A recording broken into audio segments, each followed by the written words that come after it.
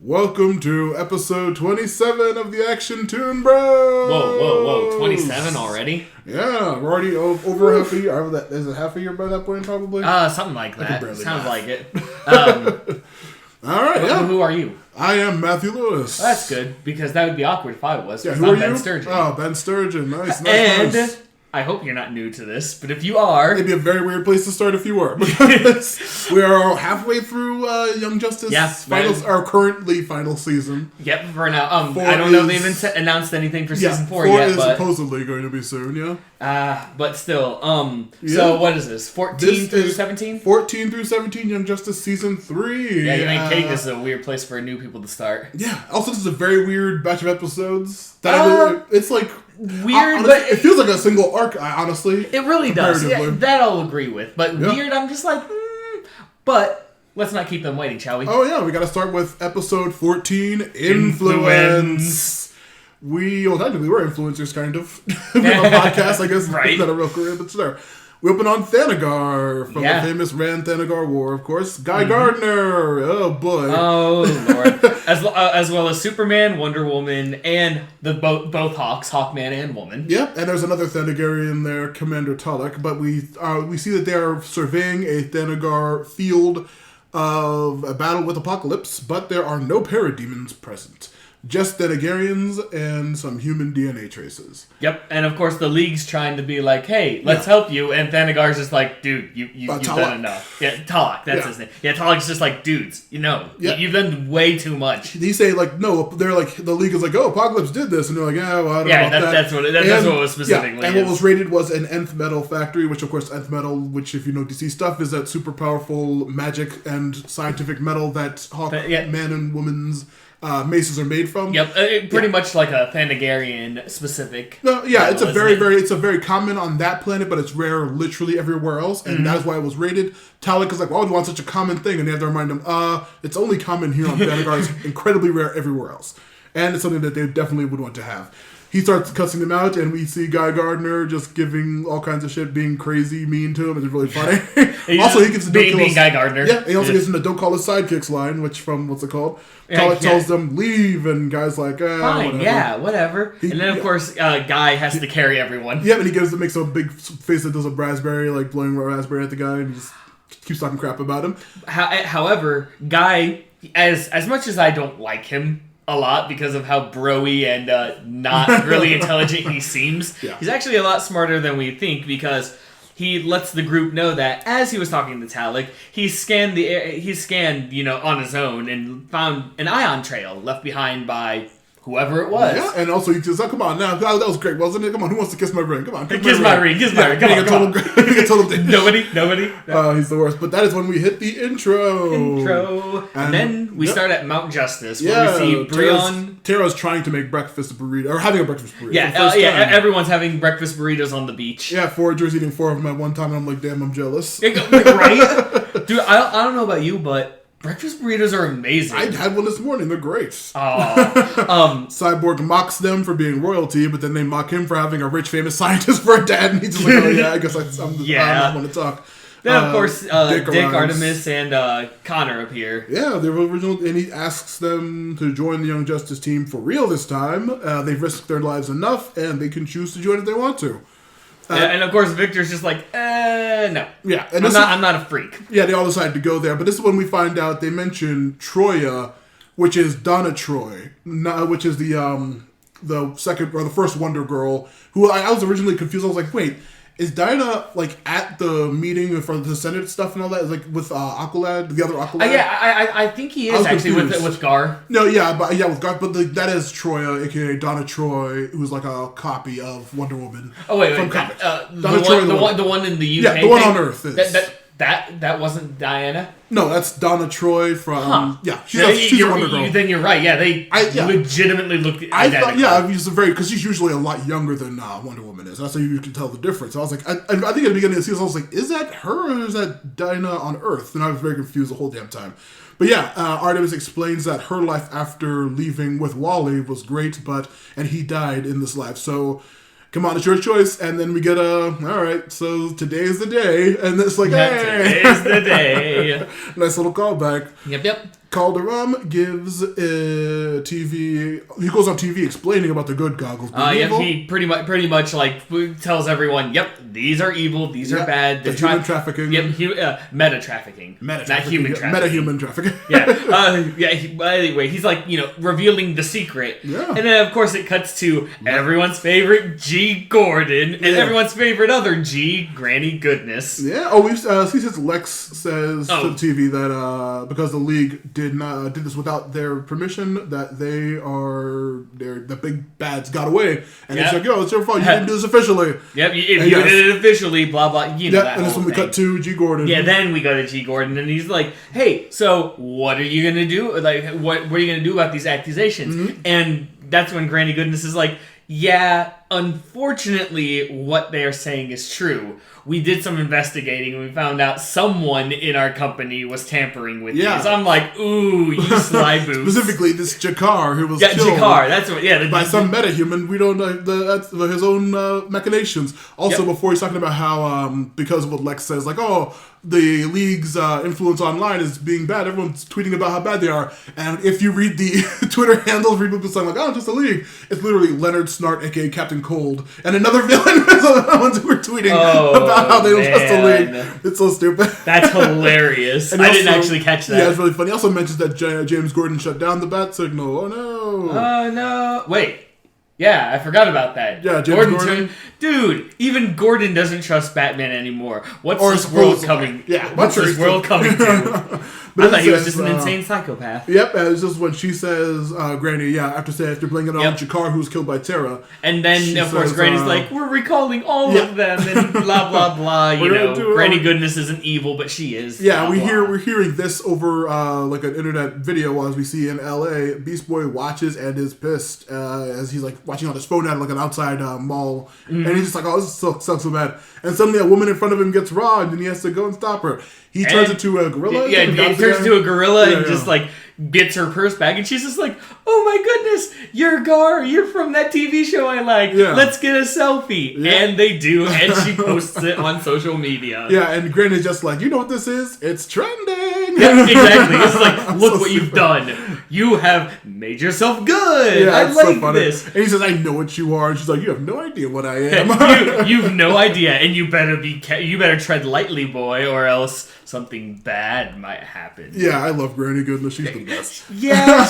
I'm liking her too. She's more simple than I thought she would be. Well, I mean, I know later on we'll probably see more, but I'm really enjoying her. Yeah, in space, we see Guy singing a silly song about his butt, and he's flying through space, and everyone in the ship, like Wonder Woman and whoever's next to her, it's just like Hawk Girl. Is Hawk Girl next to her? her? Yeah, it's Hawk Girl. Yeah, they're just like, oh my god, this idiot. Yeah, seriously. Like when I heard that song, I'm just like, guy. Yeah, guy. And this is while they're flying. Superman's just like, oh great Scott, what's that? As they see the orphanage. Because he literally says like something weird and goofy, like great Scott. I know he does. It's like for a moment, I even have in my notes. It's like he was taken over by Christopher Lloyd. Great Scott. But he spots the orphanage. Ah, yes. And if you know DC stuff, you should know what that is and who's supposed to be on there.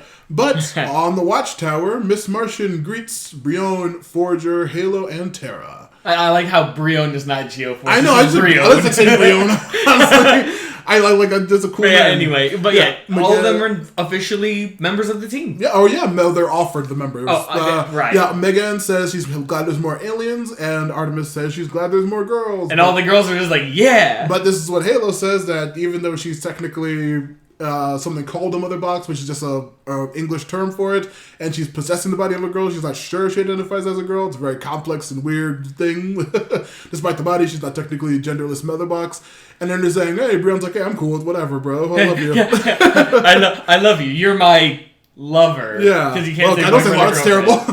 well, yeah, because I mean, Brion's just like, my partner. There we go, my partner. Also, Connor and Artemis are getting back on the team officially. Just as Beast Boy, Zeta Zayden says, I want to join the team as well. Yeah. Let me. And of course, they're just like, yeah. Yeah, and this is when they say they'll find some work for him, but he's really too public. He's too easily recognizable for them to, like, properly use. This is when we hear Catherine Colbert and Troya on the news talking about Lex. They're talking against Lex. Yeah, Lex holding them back, and how the Justice Senate that was blown blasted off by an alien, or all kinds of stuff that can't be fixed because of the committee, and Lex holding everything back. And then we cut to everyone's favorite. Yep. Gordon talking to Lex. What does he say? Gordon's like, oh, what are you going to do about this? And of course, Lex is making sure everything that's being said against him, in his own Lexi way, turns it around. This is where my notes got weird. He says that someone needs to watch The Watchmen. And he says, but what about your own business? Even your own business has oversight. And this is when we get another CW character becoming more canonized. Lena Luthor, a.k.a. his sister from Supergirl and from this show now, is running LexCorp in his absence. And he says that, she's doing great. She's doing a great job. She's being humanitarian. She's helping the medic teens. It's all good, everybody. Everyone's happy. Reach drink? What's that? Yeah, and this is when we cut to space, the orphanage, and we see Big Barda. Matthew doesn't score. Yeah. I was gonna say, trust me, the moment I saw her, I'm just like, well, Matt's certainly happy. Yeah, I love Big Barda in the comics. She's a hero and when she's a villain. See, they're speaking in Apocalyptian with somebody who's obviously Granny. Tells her that how dare you spoil that? Yeah, it's literally see her face in a second. Yeah.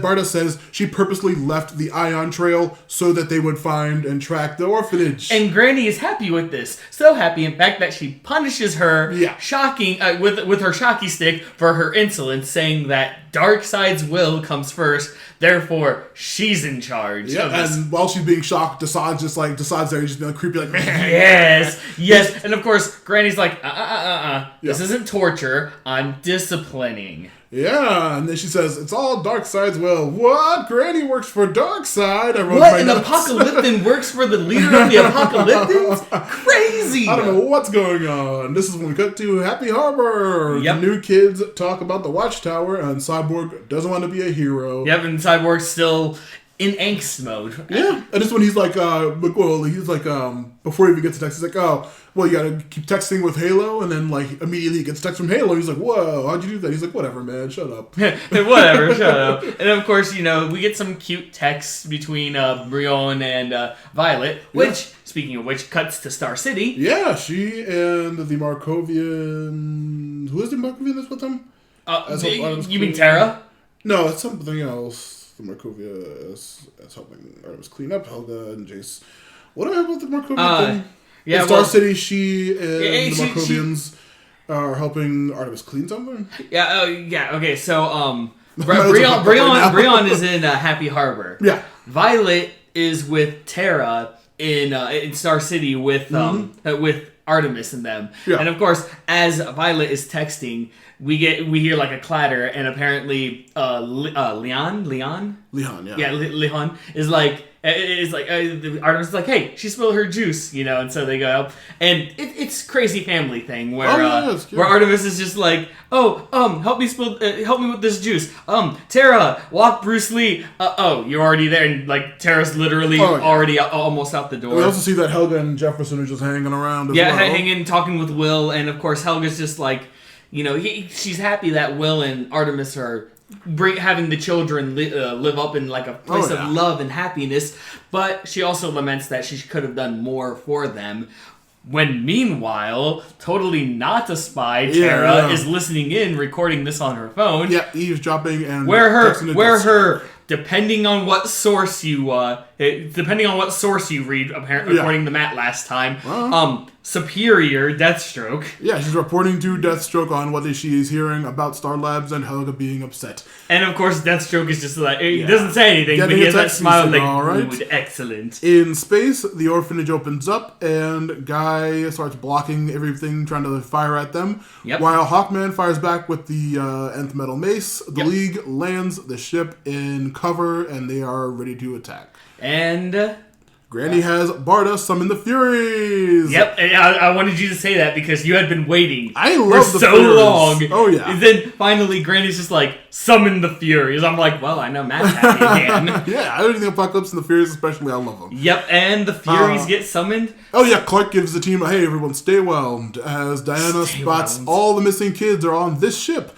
Yep. Just as Barda, Lashina, and Guillotina attack. Guillotina, say that again? It's Lashina and Guillotina. I think sometimes she's called Lash. And the blonde one who's called Guillotina, I think, was there an episode of Justice League where she was an Amazon? I think, yes, because Guillotina sounds familiar. That's why I wanted you to say it again. I think that might be her, but yeah. And I think Lashina, you said? Yeah.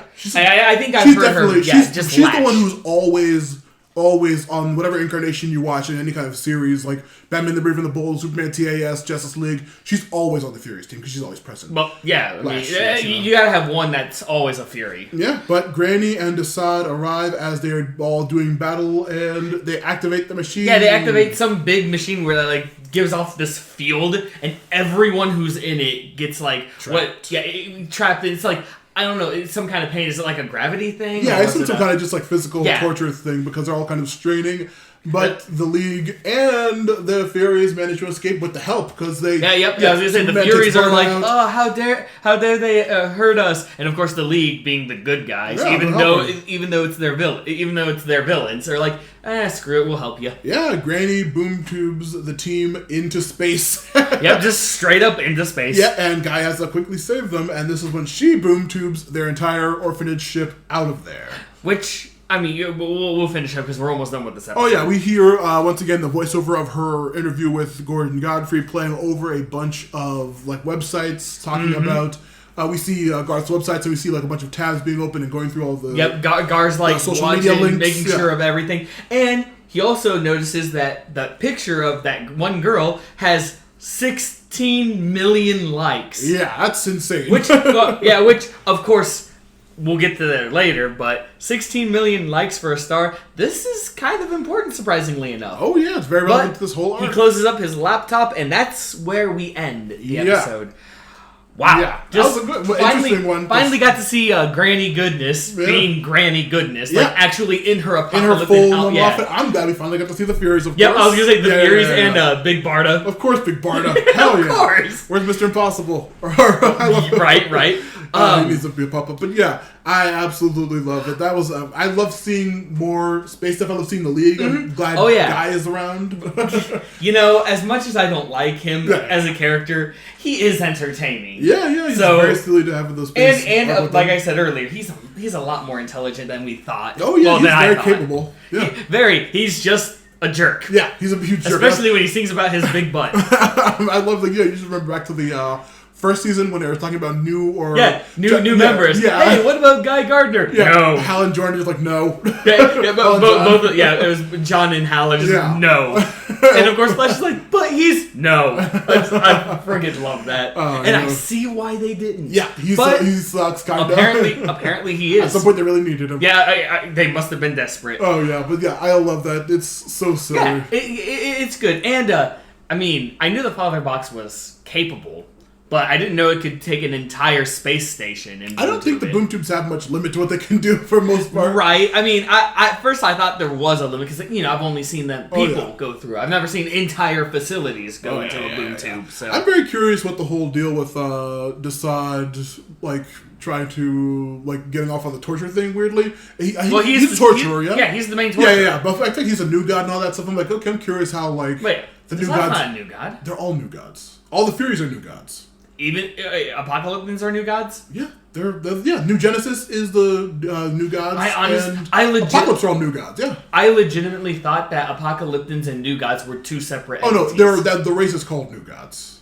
So they're all the same. It's just like two different factions. Yeah, New Genesis is the other ones, but they're just like they mentioned. What you're saying is it's heaven and hell? I don't know what you're talking about. Oh, what? Genesis and Apocalypse? Those are biblical terms. I don't know what you're talking about, bro. And Apocalypse looks like a fire and brimstone kind of place where New Genesis is like flourishing with land and prosperity, and the new gods live above all the little people, as they call them, or bugs, or whatever you want to call them. What? biblical in a DC comic? Please. I love all the New God stuff. I know, dude. I hope we get a lot more this season. I really do. Well, obviously, if we're dealing with Apocalypse. Yeah. But, speaking of which, we should get on to episode 15. Leverage. Space Trek set. We say take 15, episode 16, scene 16.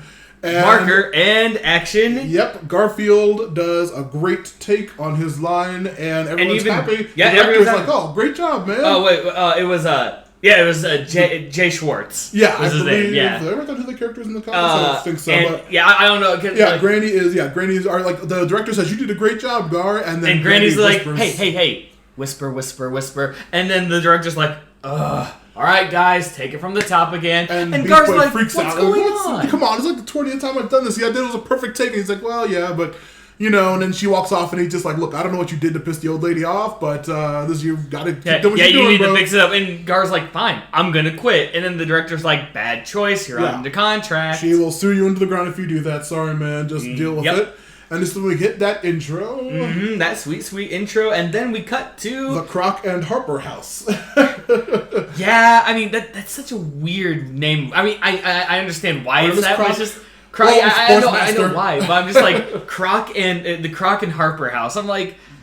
It's weird. Come on, you two. Get a room together. Leon is being gross and just like, look at my food. And of course, Will's just like, now, daughter, you shouldn't do that. Yeah, don't be gross. And then Bruce Lee, the dog, eats the food. And it's like, floor. Everybody's gross. He's being gross. Now, where was Artemis going? Because I know she was leaving. She's on her way out, and she gives Will a longing look before leaving. Oh, yes. And of course... she's presumably going to the Watchtower, I believe, right? Okay, yeah, she's probably going to her job. And of course, as she's leaving, Will and Leanne are just having a gross out contest. Yeah, it's kind of cute. It's cute, but that longing look, that could be important. Yep, that longing look. Yeah, and this is when we see Beast Boy arrive on the Watchtower after 52 takes. Wait, what? How many takes? 52. That's not an important number ever. Also, there's been a thing pointed on like the wiki and stuff. Like the 16 pops up a bunch in like all kinds of things, like characters, like the numbers on shirts, the channels, the takes, like 16, 16, 16, like the studios. Like whenever you see a number of something in the show, it's usually 16 on this show. Which I'm very curious what the deal with that is, because I was gonna say half of 16. It's not 16 is half of. I was gonna say 6 is half of 32. It's a quarter of 52, right? Oh, it's 32. It's half of 32. Yeah. Or no, it's half of. It's a quarter of 52. I was saying. Wait, is it? No, because it's half of 32. Yeah. So if it were a quarter of 52, that means two of them would be 32. That's 64. It doesn't go into 52, does it? No, it has nothing to do with 52. Yeah, so what the hell's the deal with the 16 in this show? Who knows? Yeah, I honestly don't know. 52 is a thing. Just so you guys know, he's the guy who notices the little details. Oh, yeah. Cal says that they are on a stealth mission and Beast Boy's late. He says, stealth missions always blow up, so this would be fun. Yeah, but now, folks, you're wondering, where are they going? Well, they're actually going to the former Soviet Union, aka Russia. Yeah, right. Well, right. I mean, they actually do say former Soviet Union. I'm just like, why? Just call it Russia. Vaguely Eastern European. That's what it is. Yep. Brion is pissed because during the occupation, when it was the Soviet Union, obviously Markovia, along with every other Eastern European country, was under Russia. Right. And he was very pissed about that. But this could be a base of some kind. So for some kind of maybe super weapon or something. It could be their version of Taos, which is like a nice medical center for metahumans, or it could be a bad place. They don't know. But now it's recon. Yep. Go in, see what it is. Yep. And speaking of Taos... Yep, jump to Eduardo Dorado Jr. is trying to... Oh, senior. Yeah, senior is talking to everyone. Teams, yeah? Yep, and of course, as all of this is happening, who was that girl? That blonde Aussie? Blonde Aussie girl? Or Yeah. The one that was Wendy. In the back, that's Wendy? Yeah. Okay, yeah, so Wendy's just like, in the back room, and she's like, I'm gonna leave. Yeah, and that's when we see Ed Jr. tries to convince her to stay. Come on. She's like, oh, what? And then he's like, come on, if you stick around, you can learn about your powers.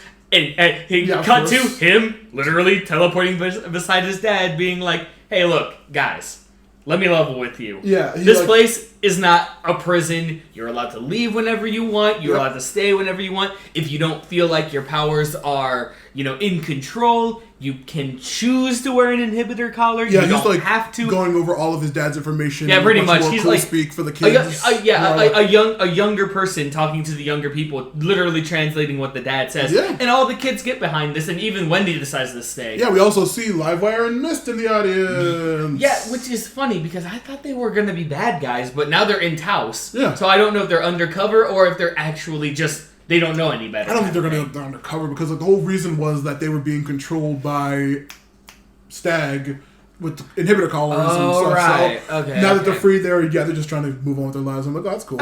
Yeah, which is good. They're not like complete villains. They only did that one gig. Well, of course. Well, as far as we know. But anyway. Senior keeps giving the info, and of course, Jerry Jr. keeps giving it in TeenSpeak. This is when McGann and Dinah are shown to be there as counselors, which is their normal jobs, I believe, too, right? Wait, it was Dinah and who? Dinah and McGann. Oh, it was McGann, of course, yeah. Yeah, Black Canary and Black Canary and Miss Martian, for those of you who are just... they offer training, control, and if they want the collars, like Ben said, if your powers are too much for you. And this is when we cut to the team on the mission. How do you say that?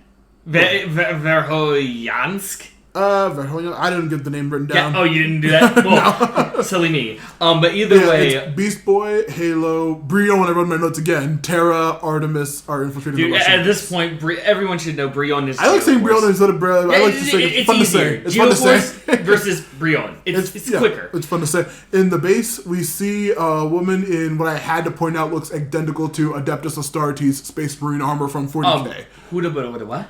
It's Space Marine armor from 40K, 100%. Okay, yeah, you're right. It does kind of look like that. Yeah, sorry, Adeptus you said Astartes, that so quickly, my brain was just like, what? The Adeptus Astartes is the proper name term for them. But yeah, they're straight up in power armor, and this older Russian lady is talking to a Russian guy who's has the studs to get the metal suits implanted on him, saying it's going to be a painful procedure, it's going to be a long procedure, but you can do it. Yeah, just know it's not going to be an easy thing for you. Yeah, and they are donning the red rockets as the superheroes of Russia, which is a common... I won't say antagonist, but they are sometimes bad, sometimes good Russian super people. They're like anti-hero kind of thing. No, I'll say that they are, depending on the story, antagonists or just additional help. Depending on the U.S. relationship with Russia like at the the time. Mandalorians. No, I mean, like in some cases they can be the villain for the heroes, but in other cases they can be good guys too. Yeah, because they're more neutral than anything. Yeah, but in this case, yeah. And Artemis then of course, is, they spy on them. They've seen what they want. They're saying we're gonna outdo the Justice League. Artemis sees so their goals seem to be pretty chill. We're gonna be out of here. But Briona's like, what are you talking about? Oh, we didn't mention that their infiltration was cool. They infiltration went well. Yeah, and, they got in. They listened in. They saw that they want to be kind of good guys. So okay, that's all we need. And Brion's like, wait, you're just gonna leave? Come on, we gotta stop them. They're obviously gonna be evil. And she's like, hey, come on, man. Come on, be cool. Listen to the rules and stuff. Well, all this is happening. Beast Boy's flying around, making sure everything's clear and secure. Yeah. And he sees 3 mysterious figures that are not so mysterious. Of course not. Because they're Black Manta, Captain Boomerang, and Miss Yamada. And he says they should be in Bel Rev. What are they doing here? What? Bel Rev? People getting out of Bel Rev? Bel Rev, helmed by Amanda Waller. What could be going on? Yeah, I don't know. What could exactly be going on? And of course... the bad guys they stopped immediately. Of course, they started attacking and fighting. It's very, very cool. Yep, and of course, we get Mata, giant gorilla using a rocket launcher. Yeah, they tried to shoot bombs, but then they knocked them away, and this is when Manta says, I want to settle things with Tigress because of what she did. Yeah, and right. I'm pretty sure me and your son settled things up pretty fine with you, bro. Yeah, right. And this is when we see the female Red Rocket, older lady, take off to flight to find out what the hell all these explosions outside are. And then the one scientist girl goes back to the... the other guy's like, I want the procedure now. And he's just like, okay, well, let me give you the anesthesia. He's like, no anesthesia. We don't have time. Yeah. And she's like, okay. And he is in complete and utter pain. Oh, yeah, while it's literally, while this... Is it power armor? It's power armor. Well, right, but I'm just saying, is it red hot or is it No, it's drilled into him. Okay, it's just drilled into him, literally. It's very, very violent. It's not super graphic, but you get the idea. Yeah, you can hear from his screaming and craziness. Mm-hmm. But outside, Boomerang propositions Halo very pervertedly, and she's distracted with a flashback at this point and is impaled, as she always is. I mean, that's Halo. That's I was gonna say, I guess right now I'll take a little side tangent for this because I always said I was gonna bring it up, but I never did. In stories where there is a character who is super powered, like above everyone else to a certain level, or invulnerable, or strong, or regenerative. Whenever the person wants to make a point, they always, even if they don't know the power set, will go for that person. Like how when Metallo was attacking Batman and Superman, he punched Superman, he goes through like 50 walls because it's Superman and Metallo has kryptonite. He punches Batman, Batman like bumps the walls, like, oh, that hurt. I'm like, that should have killed Batman. He should have went through 50 walls as well. Or like whenever a villain encounters like Wolverine or X-23 in a big group of people, and the villain's like some kind of super powerful person, they'll blast X-23 or Wolverine into like a skeleton. But then, of course, they'll regenerate back. And it's like, if you aimed at any other person in this entire group, this dude would have just been disintegrated. Yeah, they would have just been killed. But it's always like every time Halo's in a big fight, she will always be like singled out by whatever villain to be killed because she will come back. And I'm like, right, but then everyone else who gets hit by probably the same thing, they somehow live. Yeah, they'll be perfectly fine. But either way, she gets impaled on a tree by Captain Boomerang. That's embarrassing. And as all of this is happening, the Red Rockets come in and they're like, hey, just watching. Yeah, well, right now they are, but then they actually come in and they're like, "Hey, you're all under arrest." Yep. As the baddies start finally losing the fight, they run to flee, and this is when the team readies to track them. But both the Reds are like, "We're gonna open up fire. We don't know who the bad guys are." Halo is too hurt to boom tube the group out, so Artemis backs down and surrenders. And Brion's like, "What are you talking about, Arg?"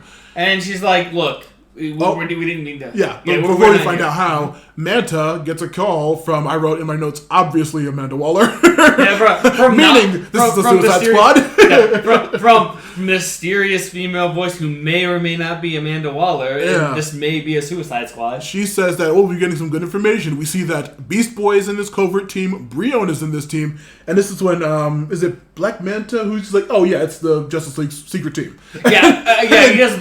Of these three, Black Manta's really the one who knows. Oh no, Mr. Muller absolutely knows that. Well, but what was Monsieur Muller gonna do? Yeah, you can't talk. Yeah, this is we'll get to the other ape and the leader in the show. Yeah. But Boomerang wouldn't know them, but Manta 100% would. Yeah, and she'd be like, yeah, that's a secret team. And like a Waller and Captain Boomerang are like, they have a secret team. Right. It's very funny. But yeah, Manta says Flag needs to come and take us out. Hey, Flag, the head of the actual agent who works with them. Did you saw some? I watched Suicide Squad with you. Yeah. He's the agent who Waller sends into the field with them to make sure they don't screw up. Oh, yeah. Okay. Yeah. So he's like, Flag needs to get us out of here. We never see him, but he's mentioned. I was like, hey, there. And of course, she's like, no.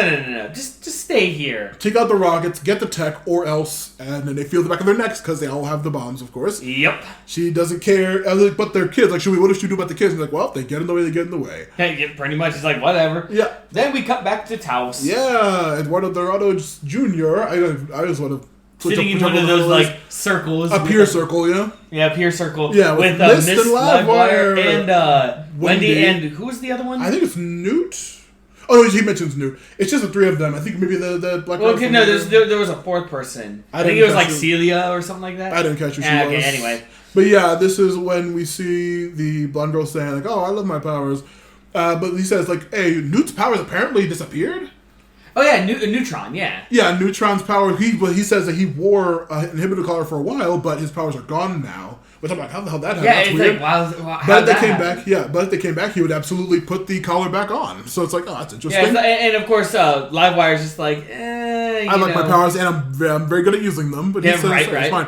He says he's no hero, but he loves his powers, and he always says that he was at that one weird cliche thing that's in all the things like, oh, we all wear powers, but like one person's like, I don't want my powers, they're terrible. His are absolutely not a hindrance. He's not like some people who like just like turn like translucent or like explode and touch things. He can teleport. Yeah, that's all he can do. There's no reason for him to freak out and be angry when his powers gone. But of course he's like, I love my powers. They're great. Yeah. And it's when we see Wendy has wind powers, of course. What? Wendy sounds like Wendy and has wind powers. Yeah, because comic book naming conventions. She says that she will never wear a collar.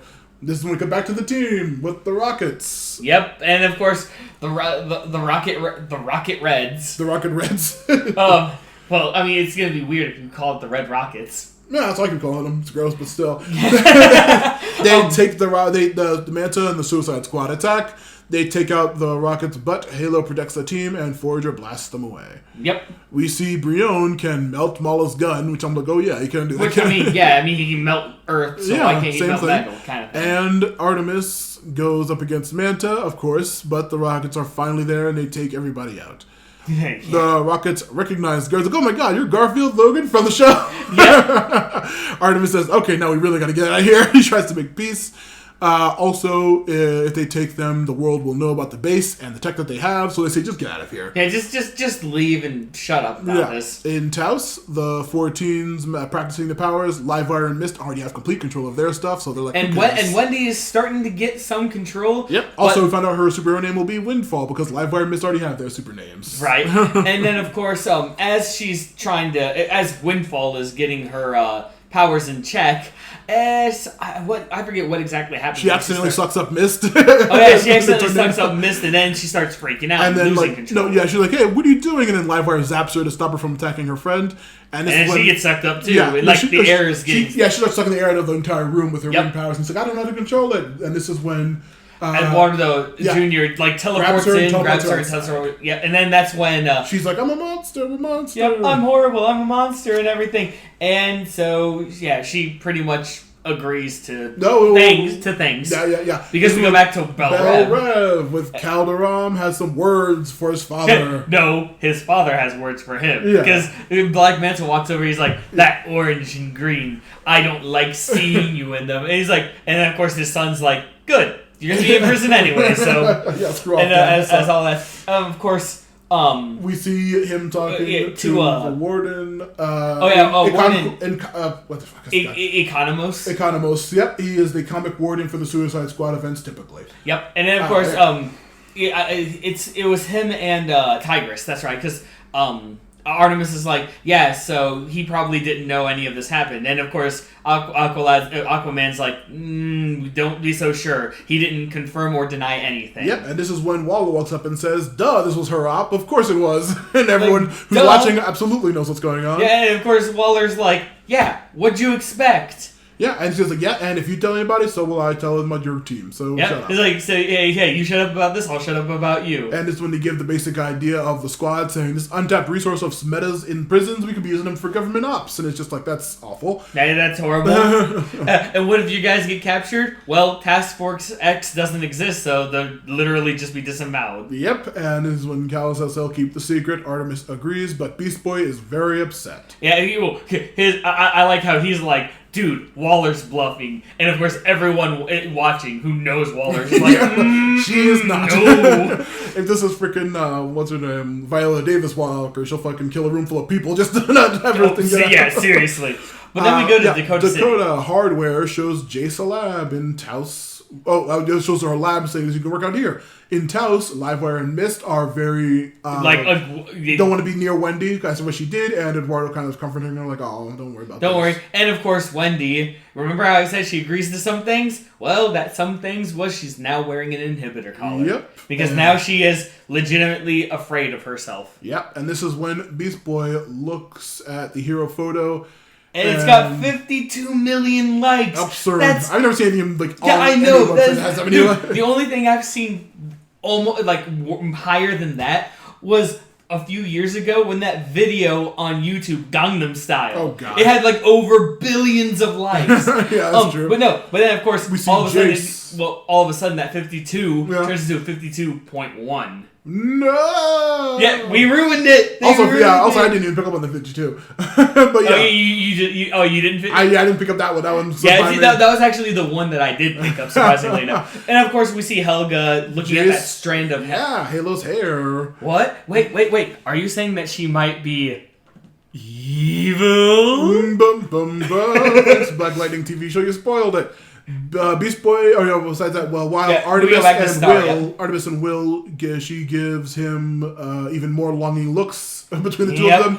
Halo and Brion have a cute lovey-dovey exchange, very dull. And Brion's actually with them now. Yeah. Brion, Violet, and Tara are all drinking coffee, and of course Brion's noticing that his partner is very distant. Yeah, and this is when she finally has a flashback of Gabriel letting the assassins in that killed Brion and Tara's family. What? You mean at the very beginning of this? That scene we saw. That scene we saw? That weirdo who was supposed to be a henchman was actually Boomerang?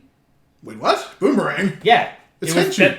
Boomerang was the one who probably. I thought it was Henchy. Oh no, yeah, Boomerang. Yeah, Boomerang. But then it shows like Henchy and that one random speedster. Yeah, that speedster. I forgot his name. What's this? She actually assisted the bad guys, and then was killed for it because they were bad guys. Yeah, and says that she looks at Brion as she's after recovering from this flashback and says he can never know about this. Yep, they can never know. Oof and a goof. And that's when that ends. I was shocked by that too. I was like, oh, wow. I really was. Like, I was vaguely wondering back in that first episode, like, what was she doing, like, walking around the royal palace, and then like now it's like, oh, she was actually like an underground person killing. That's weird. Yeah, like crazy. She was actually on their team for a momentary moment. I love the Record Reds. I'm very interested in them, even though I just love Adeptus Astartes Space Marines for Warhammer. Of course you do. They can be, of course, I love Warhammer, but like it was a quick little like side thing with those characters. And I'm like, that's a pretty cool design, pretty cool concept for their suits and everything. They can be really helpful. The Suicide Squad finally being officially in the show is really funny. Yeah, yep. But yeah, it's all good. Good. But yeah, I just like everything that happened, especially the Taos actually trying to help the med team. Oh yeah, I was really glad. I like that stuff too. It reminds me of like X-Men Evolution. right. Teen superheroes learning their powers and stuff. I love Mist and Livewire. Obviously, the season 3 picture because I love them both so much. And Shade's dope. And then of course when like you said when Gabriella it was revealed what she actually did. Mm-hmm. It's just like yeah, it's very bad because Brion's a crazy person. But yeah, I hope we see more. Brion's a crazy person. Yes, he is. I hope we see more Livewire and Mist just because I love them so much. But yeah, it was a really good episode. I love seeing all the. It was lots of going on in that episode. I really appreciated all of it. Speaking of goings on, oh yeah, how about we get to episode 16, Illusion of Control. Yeah, we're back at Taos with the teens already. Yep, but now it's actually a very special occasion because it's November 22nd. If you see on the bottom, I would say it's a week before my birthday. No, it's close to Thanksgiving because they're setting up the Harvest Festival. Yay, Harvest Festival! Yep, hey, we see Bart speeding around the carnival, putting up all the decorations. Yep, and of course Eduardo Jr. Oh, we see him give Jaime, Tracy 13, and Virgil hugs, and then he gives Eduardo Jr. a kiss on the cheek. Yep. Oh, they're in a ship. Who knows? But then we go back to Happy Harbor. Yeah, Forager is setting up Thanksgiving stuff. Thanksgiving stuff. And Connor. Connor's like on his phone, but McGann's like, "Here's some food. Yeah, love you, darling." And Cyborg sits outside moping. Yeah, moping still because he's like, but one of the cute things is like we're just like, ooh, deviled eggs, 4 spoons, smack. Yep. And then Star City, we see Artemis and everyone. Will's like doing the turkey and more longing looks between Artemis and Will, but. Her mom sees this and she's like, yes. Oh, God. She's like, I ship this hard.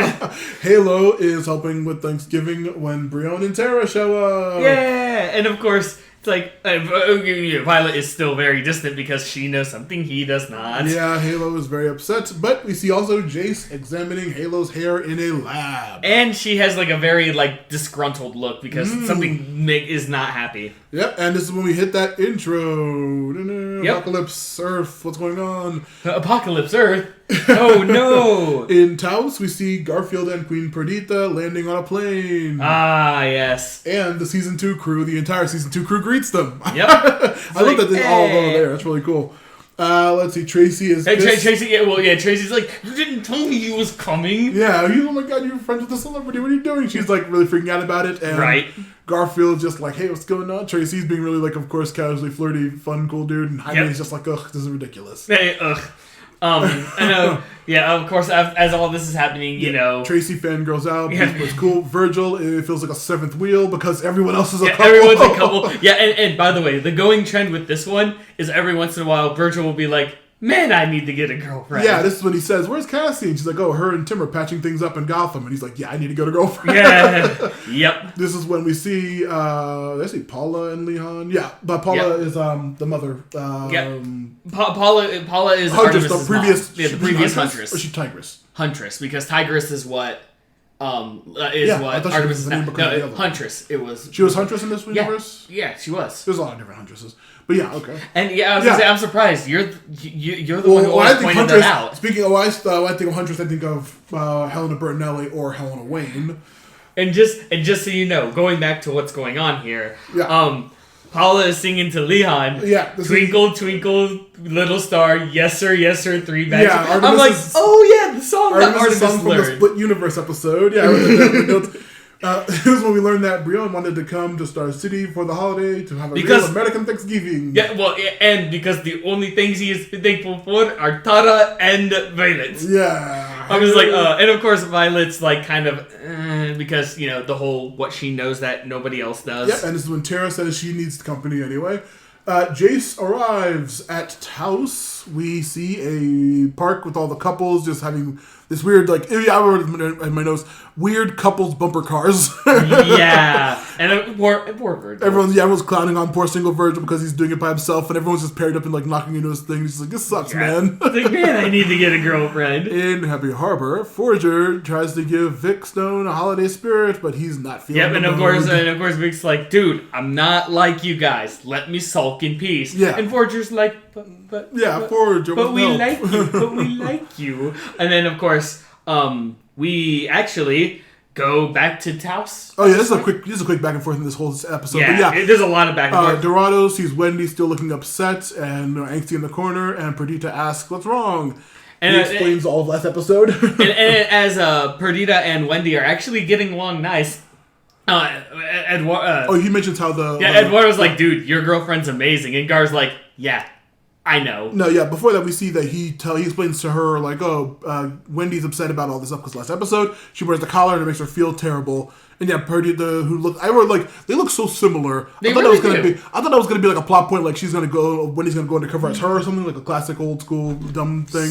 Speaking of dumb things, but this is when Perdita befriends her. They look very similar. I don't remember my notes, but yeah, Dorado's just like, oh, your girlfriend's really good. To be point, he's like, oh man, she's the best. Yeah, and this is when Bart arrives with some cotton candy. Candy corn. I wish it was candy corn. Candy corn corn that tastes like candy. No, it's cotton candy for Dorado, but he ate it all on the way there. And this is when Beast Boy asks. Well, before he says, so how's the center going? And this is when we see a quick shot of Livewire buying Miss some cotton candy. I was like, oh, no, that's cute. Dorado says that it's going pretty great, even more people than they thought. But Beast Boy says he hates that the team needs to be covert and not offering hope to people out in the open.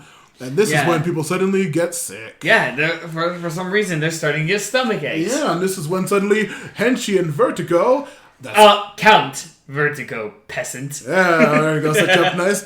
They arrive when everyone's knocked out and falling over, and they take Perdita, who tries to punch Henchy, but it hurts. Yeah, but it hurts to do anything. This is when we get a very bizarre Carabast from Henchy, voiced by Stephen Bloom, who voices friggin' what's his name from Rebels, the Lasat.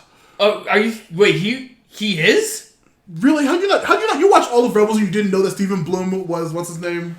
Oh my goodness! I never knew he was Zeb. Yeah, he's Zeb. I'm bad at voices. Also, Carabast is literally I know. Zeb's catchphrase. I know. He says it in the show. I know. That's why when I first heard Carabast, I'm like, I know that, but that's the weirdest thing I've heard. Never made that connection.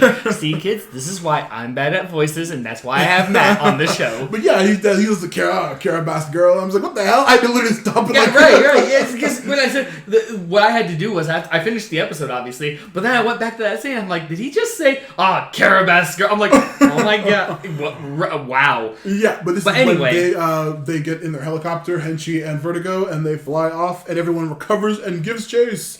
Yep, Beetle and everyone else is going out to chase them. Yep, this is when Bart tries to speedrun at it, but then immediately is knocked out by Vertigo's sickness and even... Vertigo's sickness. Yeah, Vertigo's sickness. The sickness beam. Yeah, and this is when even Beetle is affected, despite his suit. He's like, how is this even possible? And then if they go further back from the following distance, we need to keep our distance, everybody. He's too strong. We can't get near them. Yep. And then we go back to Happy Harbor. Yeah. Where, Forager keep trying to cheer up old Vic, but he keeps just blowing up. Yeah, Vic's is just like, no, stop it. And this is when Forager offers a little caterpillar metaphor and says, come on, let's go inside. It's cold out here, man. Let's just chill. Hey, let's just chill, only inside where it's warm. Yeah. And Vic's like, dude, no. This is when the gang of teens following the helicopter, the Scarab wants to blow up the plane. Of course he does. But Tracy 13 uses her magic to just cut the propeller line, the fuel line. Yep, and they land in a weird Pueblo city. Yep, in Pueblo City. Not Pueblo City, it's a city of Pueblos. Yeah, it's like Pueblo something or other. Yeah, at Star City, Artemis's mom harshly judges her daughter's cooking, which I'm like, oh, that's a big mood. Seriously, and mood. Bruce Lee is just getting scraps from everyone around the table. Yep. This is when Jay says, this is her first American Thanksgiving too, and it must be so nice. And then just when she accidentally drops that, Artemis is still on the team, and her mother wheels away. Is upset at this. She's like, look, you've got a family here. Yeah. You have happiness here. Why are you making the same mistakes? And she's like, Mom, I don't know how old she is. I can make my own decisions kind of thing. It's a wonderful Thanksgiving. Yeah, oh, no, it's a pretty typical Thanksgiving, I'd say. Yeah, right. Big family drama for nothing. She mentions that her, like, your mom said, do you want to end up like me in this wheelchair? Do you want to end up like your friend Barbara? And I'm like, oh, they all know about Barbara. Even she does. Uh-huh. Yeah, and this one she mentions how, like, Will and her look at each other and they should be together. And this one she's like, whoa, Mom, what are you talking about? Mom, you need to chill. Yep, and this is when she says, Leon needs a mother. And she's like, I don't have time for this. You're being crazy. Yeah, you're being crazy. But this is when we cut back to the team running around the weird city, unable to find unable to find anything. Yep, Bart says he's ran around the entire place twice and he hasn't been able to see anything. Yeah, he's like literally running around in circles, it seems. Blue Beetle says, I'll fly up. And then it says he starts flying and flying and flying. The building seems to get longer. And of course, everyone's like... The Beetle's like, why are you hovering a foot above the ground? And he's like, what are you talking about? The buildings keep raising. And he's like, no. And he lands. He's like, okay, well, looks like that we're being like, does Vertigo have illusion powers, I guess? And then everyone's just like, wait a minute. Yep. Illusion powers? Who could it possibly be? It's obviously Vertigo. And they say, well, don't worry, everyone. Beast Boy turns into a bear. Follow my nose. Wherever it goes. They only find a bowl of Fruit Loops, but then... Yeah, by the way, that silence from me was me legitimately slapping Matt for that horrible pun. They find Henchy, and they try to attack him. He just punches out Beast Boy's bear form. Like, whoa. He punches out the bear form, and even Static Shock shocks Henchy, and he's just like, that tickles. Yeah, Kid Flash tries his flash punches. They also do not work, and he says, what are you made of? When did Henchy get so strong? Well, we've never seen him beat. Oh, no, Artemis kicked his butt earlier. I was going to say, Artemis has been able to kick his butt easily. What are you made of? And he says, sugar and spice and everything nice. That should have been a hint. We see Vertigo is psychically controlling Perdita, but is distracted, but he says, be careful, my love. To Henchy? Henchy? Like, wow, that's a weird shit, but okay, it's cute. Perdita gets a distraction, as his psychic powers wane for a second, the Vertigo powers. Yeah. As she jumps up, kicks him in the junk, and is revealed to be Simon. Yep, it was Simon all along. And and just so you know, Henchy has his girlfriend senses tingling. Yeah. Because it's not Henchy, it was Devastation. Yeah. And we get Babe. Which, look, as much as I make fun of it, they are still a cute couple. Yeah. I don't give a crap about what I love Devastation and Simon. They are a really good couple.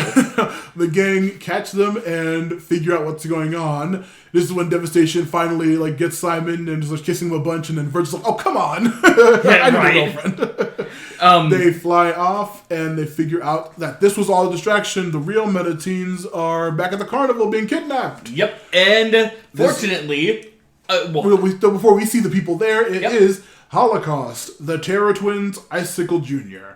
I really like Holocaust. I really like AKA Pyre. When he's Pyre. It's supposed to have to say Holocaust all the time. Yep. He's a really cool character. He is really cool in this. But yeah, we see them kidnapping the kids. Flash and Dorado appear immediately and start grabbing the kids from them. Yep. This is when we learn that Holocaust is not chipped or controlled. Ain't nobody can control him. He's just getting paid and he loves it. Yep. And he's really, like I said, in Milestone, which is where Hardwire, Static Shock, Icon, Rocket are all from, he's a really big deal. Oh, yeah. He's a huge deal villain. And I'm glad he's such a cool... He has a really cool design. I love his outfit. His power sets just... Seems like it's just fire, but he's a really powerful... I was going to say firebender. But yeah, he's a really powerful fire person. He is really cool. This is when we see that him and Icicle Jr. are trying to stop them, but they blast each other with their powers, neutralizing each other. Yep. And this is when we get a single frame, the first time only, an entirely human Icicle Jr. Yeah, you're right. Yeah, he was entirely human, just with his normal white goatee, human. He just has blue skin. Caucasian. No, he has Caucasian skin. He's fully human. You're right. Yeah, it's very cool. Tracy and Beetle and the gang take out the twins very easily. Yep. Tuppence tries to open a boom tube and escape, but they just run out with Scarab wants to kill the father box, But Jaime has to stop him from doing it. Because they're still people too, you know. Yeah, they're still living creatures. They collar Tuppence and the rest of them. BB punches her out. They collar the rest as well, and everyone wakes up from the passing out.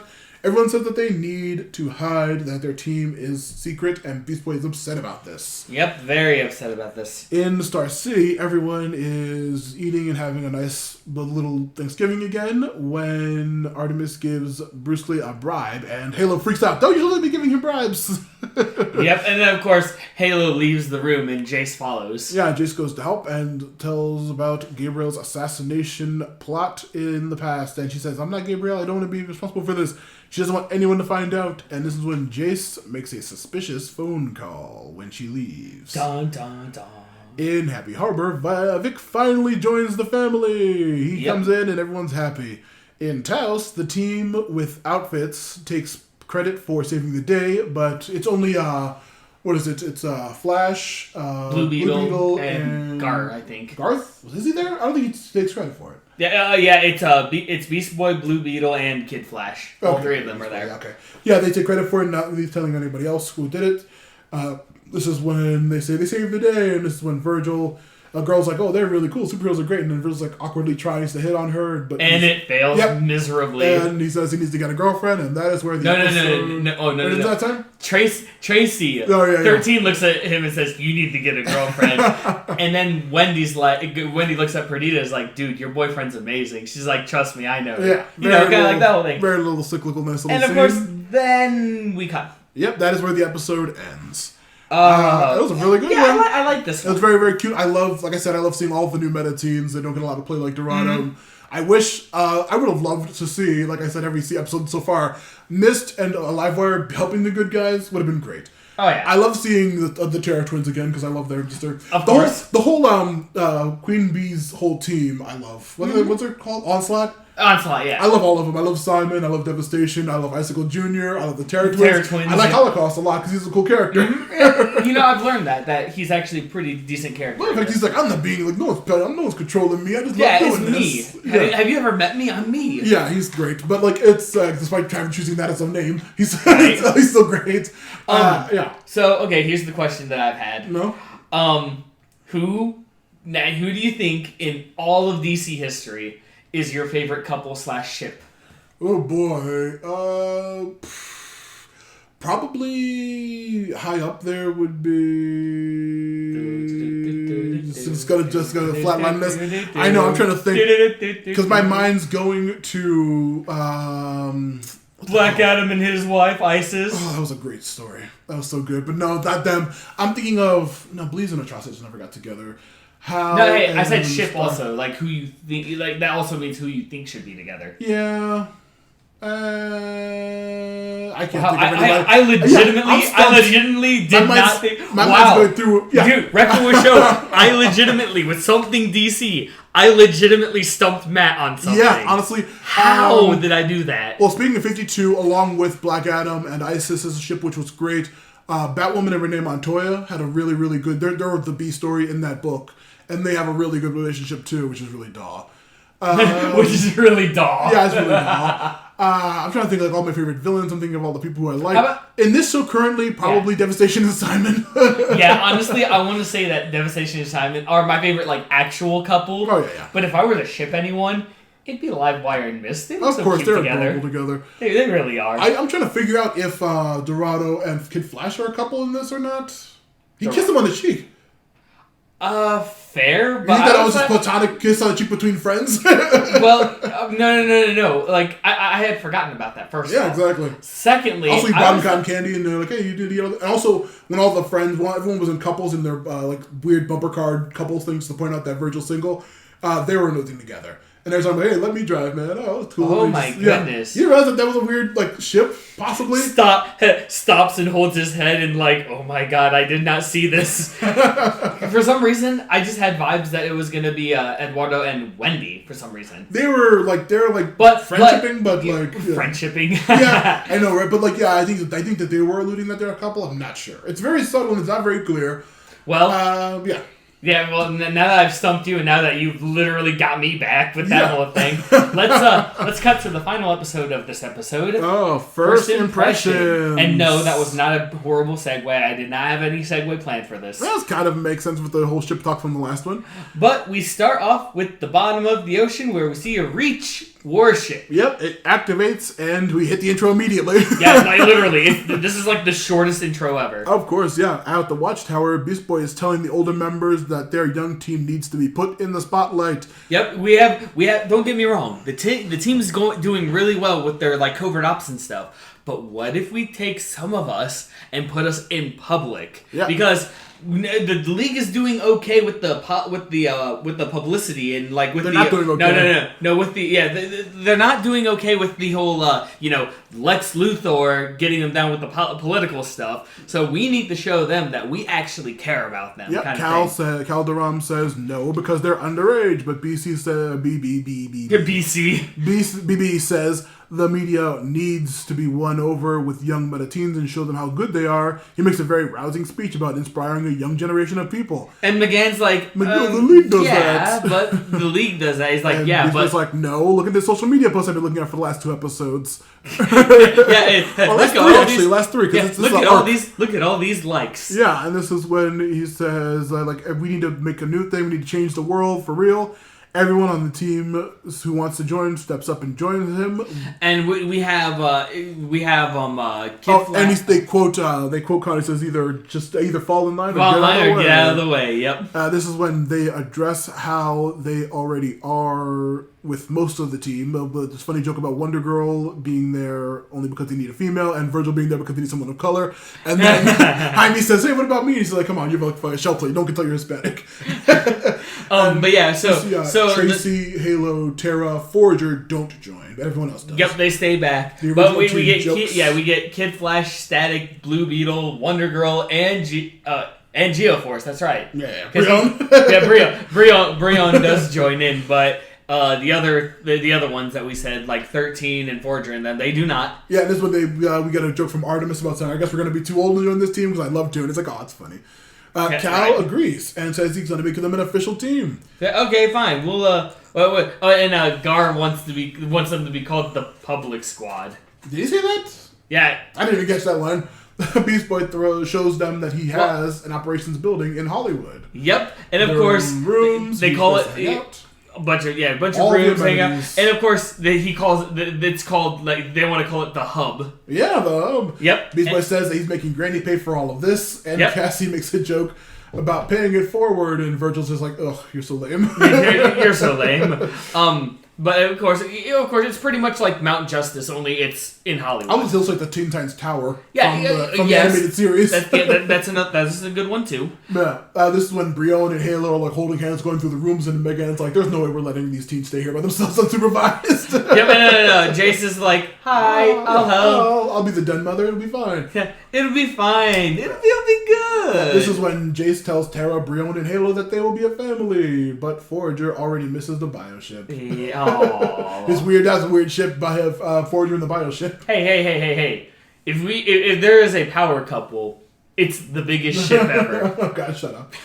In Brooklyn, Maine, we see a cop talking to a girl named Gabby. Gabrielli. Yep, who's on her way to meet someone named Big Word, a.k.a. Antonio Rodriguez. Yep, we see a laser beam hit his car, and it's the Reach ship. A Reach ship? Oh no! Gabby starts recording it, and this is when they say we see the team at the house just chilling out. Kid Flash is playing just like air hockey with himself. Yeah, with himself, and Beast Boy's like watching, like, what? Yeah, and this is when they get a video on iSpasm, which I'm like, is that Twitch? Right? iSpasm? Yeah, iSpasm is actually Twitch. What is this? She lets them know about the attack, and this is when they say, oh, wait, Cal, Superboy, or Aquaman shows up, and this is when the ship blasts him. Yep. And it's like, okay, we need help. The team Zeta tubes away just as they're watching TV. Very funny.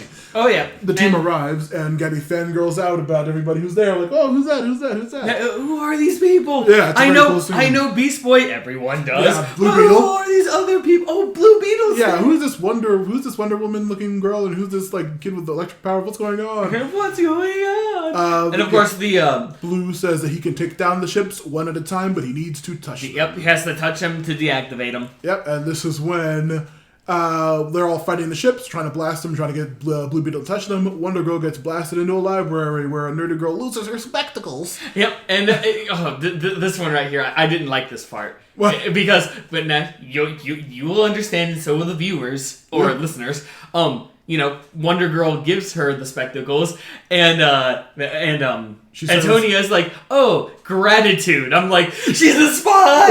She's a spy! Yeah, I must say, she says, I'll be super amalgamated. A bunch of weird I like the way she talks. I'm just like, she's a spy! She's just a huge nerd. Yeah, I know Geoforce takes down another ship with static, and another girl, the blonde one, catches the video on the same vid app. Yep. This is when in Star City, Halo, Artemis, and Terra are watching on TV happily. Yeah, they're like, dude, yeah. And of course in Hollywood, we get Helga and McGann and Forger and Victor are watching it as well. And they're like, ooh. Oh, yeah, we also see Jay Garrick and his wife in the hospital, which is going to be relevant later. I was going to say, that is important. And we also... Cal takes Gabby and the cop to safety, and she says... flabbergastingly fantabulous, says the nerd girl as he took down another ship. Yep. And then of course the meta teams in Taos. Yeah, the meta teams in Taos are just like, what? It's funny because Dorado Jr. is showing on the tablet with Wendy and Mistin Livewire. Yeah, I'm like, make that a team. Make that group a team. Give it a show. Why I'm like, come on, give it a show. Make it a show. Put it on a show. And of course we go back to Brooklyn where more Reach ships are coming. Beast Boy drops another ship. Cassie helps catching it. It's very cool. Everyone cheers as the three girls say that they're going to be real reporters after this one. Yep. Artemis says it's weird seeing the team on TV. But this is when she's watching with Terra and Halo, and she says, I'm going to miss you guys when you move out. And it's a very, sad scene for a moment. Aww. But this is when we get back to Beast Boy explaining to the camera girls, each member of the team, like, oh, we have Blue Beetle, we have Wonder Girl. Wonder Girl? Is it Wonder Girl? Oh, Kid Wonder Flash. Girl, It's different. It's a different one. And this is when Beetle says, don't worry, it's not the Reach. He brings out, it's the Intergang, Whisper and Dare, and two other female pilots. Did you actually? I had to look up who these other ones were. The female pilots? No, I didn't. Yeah, one of them is actually very similar to Whisper because it's Scorpia Adair. Okay. And the other one was Cairo DeFrey. Sounds vaguely familiar. Yeah, I was just like, the reason why I look up names of even the other characters is because if I say a name that you know, I know you'll be like, oh, blah, blah, blah information. Barely, the Batwoman, the Bat 52, once again, I'll bring it up again, and also Final Crisis, Intergang, Whisper, Dare, Bruno Mannheim, they're all big parts of the storyline. Which, Tim, have you read the 52 book I gave you yet? Do I still have it? I thought I gave it. You definitely still have it. Well, you haven't read it yet. Read it. That's great. Look, I'm bad at that, okay? Yeah, not bad at reading. Bad at reading them on time and getting me my book back? Yes. They would have gotten away with it if it wasn't for these meddling kids. And their dog, too, as you see Beast Boy's a dog. Oh, wait. Oh, no, that's not the kid. Yeah, of course. Suddenly, the small ship starts giving off a signal as the larger ship awakens.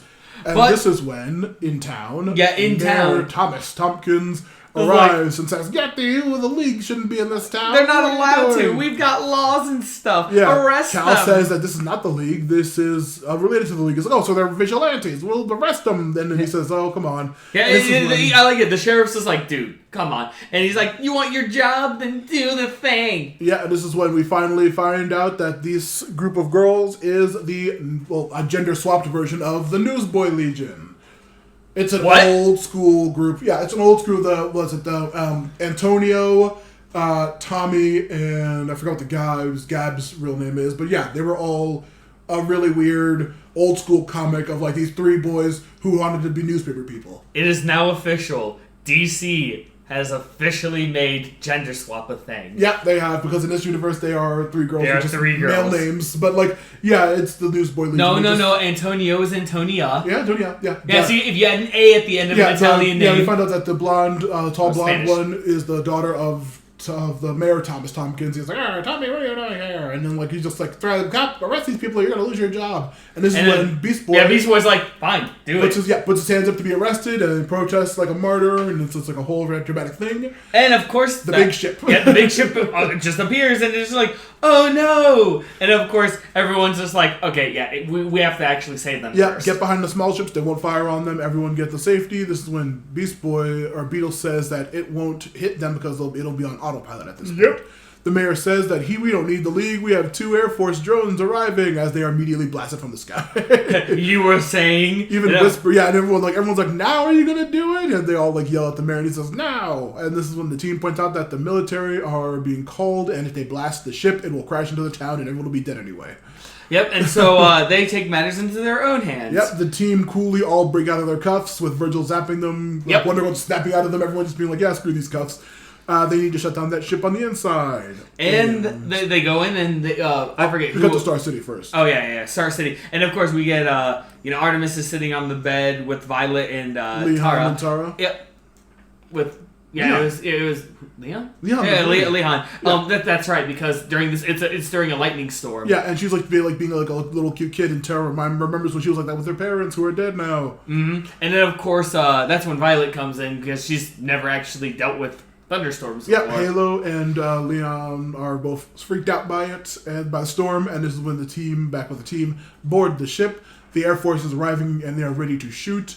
Blue Beetle can cut the power, but needs the ship to move the ship first before it falls into the town. And of course, that's when Beast Boy is like, "Hey, see that lake right there? That's conveniently big enough for this Reach ship. Mm-hmm. We'll put it in that conveniently sized lake." Yeah, this is when they boost the ship past the city. Everyone at home is watching and they're like, "Oh, what's gonna happen?" And they successfully crash it into the ocean. The lake, yeah, and escape. Beast Boy walks out and is ready to be cuffed once again, all martyrly. And of course, the mayor's like, do the thing I wanted you to. And then the sheriff's like, now hold on there, son. Yep. Pulls up his belt buckle and he's like, reads him a long thing about ever heard of the Good Samaritan law? No? No, what's that? Dude, wow, for a mayor, you suck at this. Exactly.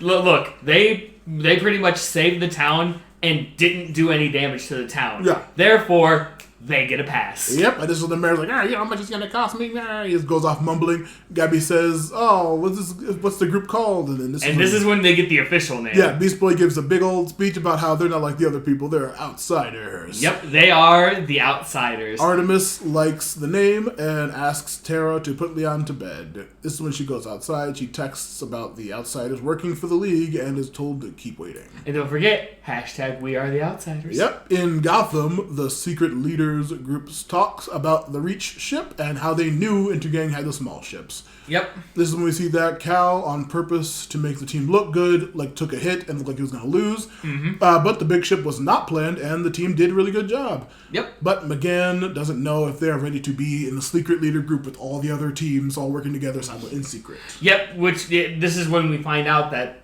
technically the League and secret Batman family organization... We knew from Triptych with the parts that they're all secretly. We knew that, but now we're finding out that they kind of pseudo set up this problem for the outsiders to solve and look good. Right, Which is a very opposite of light thing to do. And of course, that's where episode ends. Yep, and the episode just down there, and it was a crazy one. It was good. Now. Season 3, for all of you who know or don't know, is actually called Young Justice Outsiders. Of course. We finally get why it's called Outsiders now. I would say, who's your favorite member of the Outsiders gang? You asked me way too quickly. Slow down your speech next time. No. My favorite Outsider has to be sorry, I'm trying to make it so I don't have any dead air. Yeah, which is annoying, but because if we're having a real conversation, you didn't do that. Okay. I really great. Now the foot is on the other shoe this time. Yeah, that's what it means. That's the same. I'm gonna have to actually either go with Blue Beetle or Wonder Girl. Same, actually, I'm going to choose the same too because, Jaime is great in everything. Yeah, I was going to say, Jaime's just been a real Cassie. character. I want to see more of Cassie's stuff because she's a very complicated character. We don't know anything about her backstory. Right, show. All we know is, literally the only backstory we know is that she was the protege and apprentice of Wonder Woman and that she's dating Tim Drake. Yeah. That's literally all we know. We don't know anything about her character. She has a very, very storied back history with a lot of stuff going on. I want to see more of it. I like Static and everybody else, but probably Jaime just because we know a lot of it about his character. I was going to say, dude, Jaime's really cool, and his interactions with the Scarab are hilarious as well. Of course, they're always great. I'm trying to remember what the other people are. Brion's pretty interesting. Yeah. Yeah, but yeah, compared to Wonder Girl and Heimer, he's not that great. But yeah, the great batch of episodes. Actually, a very coincidentally just happened to be a perfect arc of episodes of like Beast Boy. Yeah. Like Granny goodness is bad. No one listening to Beast Boy. The team needs to be more inspirational. And then through all that, we see the Talos people. Half of them join. We see all the other people, and then at the end they have a group, and it's like a literal 4-part arc. Literally, yeah. These 4 episodes were well timed, surprisingly enough. Yeah. It was great. But now, 2 more episodes of this, right? 2 more sessions of then we'll have our new series, which we'll point out when we get to it. But when we get to it, we may discuss about it right now or not. But we've been spitballing some ideas. Yeah, but we are looking forward to the next couple shows we're going to be doing. The season is very crazy. I can't imagine where it's going to be headed. Oh, honestly, I can't even, like, with the other 2 seasons, I had an idea where it was going, but now, like, I literally don't. And unlike the time when you guys forced me to take a guess at what was going to happen in the season finale of Korra, I'm not going to play that game this time. Alright, I don't think I'm trying to guess where this is going to go. Because I'm going to be completely wrong. Yeah, because this series is a lot crazier. Because obviously we know there's going to be a season 4, so we know that's Dark Side is going to have something happen. Yeah, but we know. Yeah, I was gonna say, but we know that it's not going to just come to fruition. Yeah, what the heck is Jace up to? What's the Deathstroke? Being secretly evil. What's the light doing? We haven't seen her from them in a minute. Yeah, actually, you're right. The only thing we saw was that one time when Granny Goodness joined them. That was it. Yeah. That was it. Well, yeah, we'll get all that stuff going in the next episode, but let's say that was a great batch of episodes. I love that it was a concise arc. Mm-hmm. Plugs? Right now, I still have none, but I don't know. Like, by this point, I probably will because we record and then it's like weeks later. Oh, of course. Months later sometimes. Inside baseball, then come on. Yeah, right. I'm working on something, and one of the things that I have an issue with is I need to make sure I actually, in my mind, I gotta make sure everything's right. And since I'm not used to this, because this isn't my first thing ever, like, publicly on a podcast. Mm-hmm.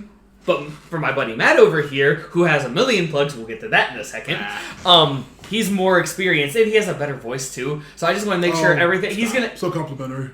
I'm gonna try to get his assistance on some things. Just so I can get this off the ground, because I've got some ideas in my head, but I want to make sure everything's good. I want to make it entertaining for everyone. I don't know, maybe go dark and gritty. I don't know. Will I go DC? Will I go Marvel? Who knows? Who knows? But speaking of DC and knowing things, Matt, thank you for associating with DC. I love DC. Now, I will say plugs. Matthew Lewis P on Twitter, aka Matthew Lewis Podcast. Matthew Lewis Podcast on YouTube, on Patreon, on Instagram. I think it's MALewis89 probably. I have you have an Instagram now. I've been at Instagram. I just never plug it ever. Let's see. Also, The Forgotten Minotaur King should be going strong at this point. I have no idea where the series is heading because I write it all fluid train of thought craziness. And, that's all my stuff. Looking forward to getting all that stuff out there. And from us to you, as we always say to you guys, keep it sleazy.